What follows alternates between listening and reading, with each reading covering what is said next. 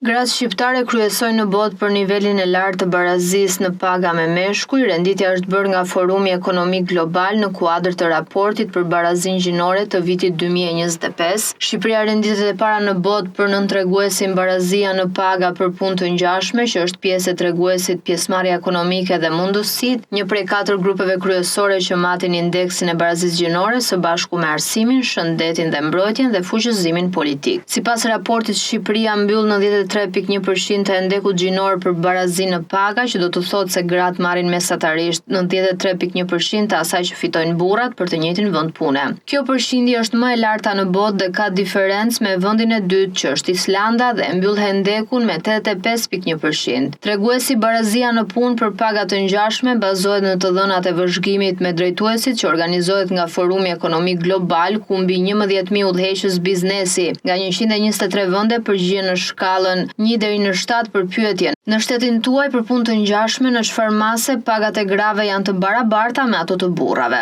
Shqipëria ka një barazi shumë më të lartë në paga në krahasim me shtetet e tjera të Ballkanit Perëndimor. Në Serbi ndeku gjinor mbyllet në nivelin 64%, Malizi 66.3%, Bosnia Hercegovina 60.8%, Maqedonia e Veriut 54.6%, renditet e fundit në Europë, ndërsa të dhënat për Kosovën mungojnë. E para fundit në Europë është Italia me 55%, pra me gratë që paguhen gati sa gjysma e burrave. Sipas të dhënave të tjera të Instat që i referohen vitit 2023, paga mesatare grave ishte 68.200 lekë, ose 6.2% më pak se sa e meshkujve që paguhen 72.700 lekë në muaj. Nga 36 grup profesione që raporton Instat, vetëm në 5 prej tyre, drejtues administrativ dhe komercial, ligjvënës, nënpunës të lartë administratës shtetërore dhe drejtor ekzekutiv, punonjës në profesionet e elektroteknologjisë, punëtor shërbimi dhe ndihmës, punonjës të shërbimeve personale dhe të mbrojtjes, ose 14% të grup profesioneve gjithsej, gratë paguen më shumë se sa burrat. Ndonse në pjesën më të madhe të profesioneve,